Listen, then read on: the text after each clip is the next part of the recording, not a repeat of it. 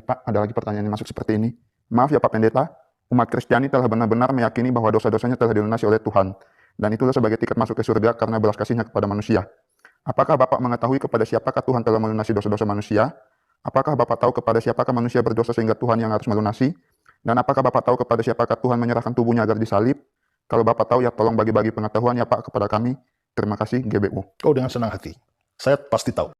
Assalamualaikum warahmatullahi wabarakatuh. Masih kembali di channel terbaru saya. Terima kasih kepada teman-teman masih setia menonton mendukung menyaksikan konten dari channel ini. Tentunya kita sudah melihat bagaimana cuplikan videonya. Jadi ada 3 pertanyaan yang diajukan kepada pendeta Esra Soru ini. Yang pertama, kepada siapakah Yesus menebus dosa manusia? Yang kedua, dosa siapakah yang ditebus oleh Yesus ini? Yang ketiga, ketika Yesus ini disalibkan, kepada siapa Yesus ini menyerahkan nyawanya? Jadi kita akan mendengarkan bagaimana jawaban pendeta Esra Soru.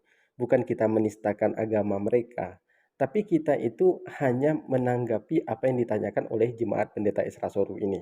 Jadi kepada teman-teman jangan kemana-mana dulu, silahkan tonton sampai selesai agar kita tidak gagal paham. Sebelum kita lanjutkan, silahkan dukung channel ini dengan cara tekan tombol subscribe-nya, bunyikan tanda loncengnya, dan silahkan dibagikan videonya agar kami pun tambah semangat menanggapi fitnahan-fitnahan para murtadin. Selamat menyaksikan. Pertanyaannya sekarang adalah, bisakah manusia itu membayar hukuman dosanya? Bisa. Tapi kalau dia bayar hukuman dosanya, yaitu dia menanggung kematian. Kematian fisik, kematian rohani, kematian kekal, berarti dia harus masuk dalam neraka. Berarti kalau dia manusia harus membayar hukuman dosanya atau membayar hutang dosanya, bisa, tapi masuk neraka. Tapi persoalannya adalah, bagaimana bisa membayar dosa tapi manusianya tidak masuk neraka alias selamat? Tidak bisa. Kalau harus manusia yang membayarnya, pasti binasa, tidak ada yang masuk surga. Tapi di sini kita melihat kekristenan melihat bahwa Allah bukan cuma Allah yang adil, yang menghukum dosa. Tapi Allah juga adalah Allah yang maha kasih. Keadilan Allah menuntut dia harus menghukum dosa. Tapi kasih Allah itu mau supaya orang berdosa itu diselamatkan. Kita tahan sebentar. Jadi kita sudah mendengarkan bagaimana penjelasan pendeta Esra Soru ini. Jadi kalau di agama Kristen, bisakah manusia itu membayar hukum dosanya? Bisa. Tapi dia itu tetap masuk neraka. Jadi kita itu sudah bertobat, berjanji tidak akan mengulangi lagi perbuatan dosa ini, kita itu tetap masuk neraka. Bagaimana caranya supaya kita itu tidak masuk neraka? Alias dosa kita itu sudah dihapuskan, kita masuk surga. Bagaimana caranya? Di sini katanya kita itu harus mencari pengganti. Siapa pengganti ini? Manusia yang tidak berdosa. Jadi ada orang yang tidak berdosa, maka itulah gantinya untuk menebus dosa kita, untuk menebus kesalahan kita.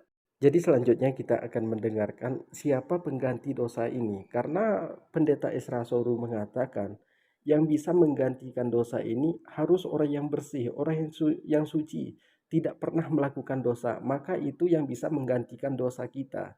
Nah, jadi kepada teman-teman, siapa kira-kira sosok yang menggantikan dosa ini dan orangnya tidak berdosa? Selamat menyaksikan.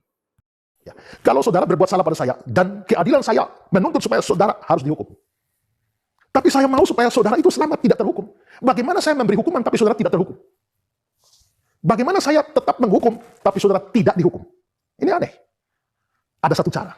Satu cara supaya saya tetap menghukum, tapi orang yang bersalah itu tidak dihukum adalah di sini ada satu yang namanya prinsip penggantian. Prinsip penggantian ini berarti kalau misalnya saudara berdua ya, saudara salah sama saya. Keadilan saya menuntut saya harus cambuk saudara 100 kali. Tapi karena saya mengasihi saudara, saya mau supaya saudara tidak kena cambuk. Tapi saya harus cambuk. Saya harus cambuk, tapi saudara tidak boleh kena cambuk. Bagaimana saya bisa mencambuk saudara tidak kena cambuk? Dibutuhkan pengganti. Penggantinya siapa? Saudara. Geser, ganti posisinya. Nah, akhirnya yang terjadi adalah saya tetap mencambuk, tapi saudara tidak tercambuk. Yang tercambuk adalah pengganti saudara. Pengganti saudara ini adalah juru selamat saudara. Jadi saudaranya bebas. Keadilan saya tetap jalan karena hukuman tetap turun, tapi kasih saya tetap jalan karena saudara tidak jadi dicambuk. Yang dicambuk adalah pihak lain. Jadi kalau kita ambil kesimpulan dari pembicaraan pendeta Esra Soru mengenai dosa ini, istilahnya kan ini dikambing hitamkan. Kenapa dikambing hitamkan? Seperti penjelasan Pak Pendeta Esra Soru. Anda membuat kesalahan, tapi saya juga tidak mau Anda itu dihukum. Lalu bagaimana caranya supaya Anda itu tidak dihukum?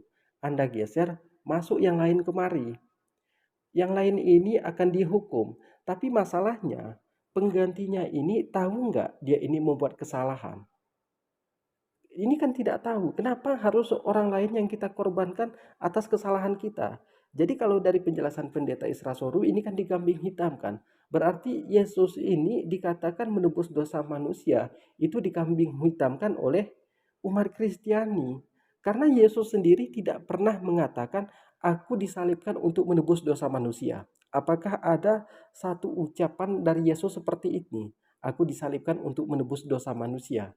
Ketika kita ajukan lagi dengan pertanyaan yang lain, dosa siapa yang ditebus oleh Yesus ini? Selanjutnya akan kita dengarkan bagaimana penebusan dosa ini. Jadi kepada teman-teman jangan kemana-mana dulu, silahkan tonton sampai selesai agar kita tidak gagal paham. Tapi sebelum itu silahkan di subscribe dan bunyikan tanda loncengnya, dan silahkan dibagikan videonya untuk mendukung channel ini. Selamat menyaksikan.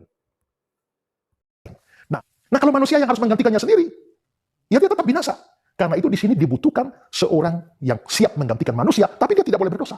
Karena kalau dia berdosa, dia justru yang harus digantikan. Dia tidak bisa menggantikan.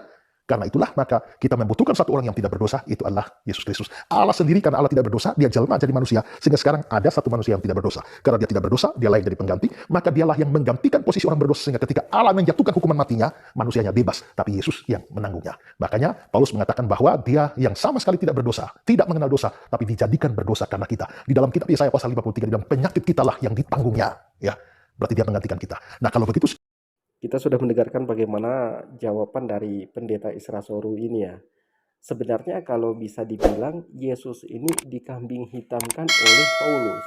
Karena Paulus mengatakan dia yang tidak berdosa, karena dosa kita dia jadi berdosa.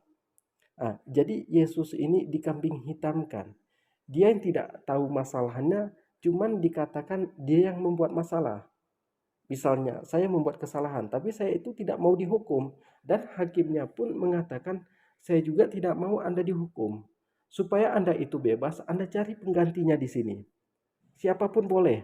Yang penting orang itu benar-benar bersih, tidak pernah membuat kesalahan, tidak pernah membuat dosa, maka didudukkan di sini, maka saya ketok palu ini, maka dikatakan dia yang berdosa.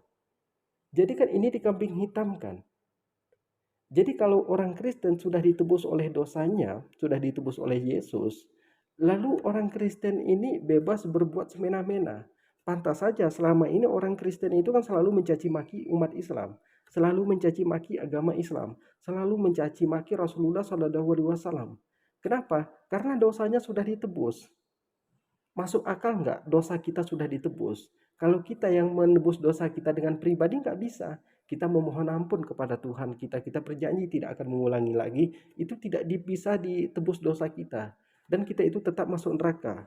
Nah, jadi kepada teman-teman terima kasih sudah menonton. Assalamualaikum warahmatullahi wabarakatuh.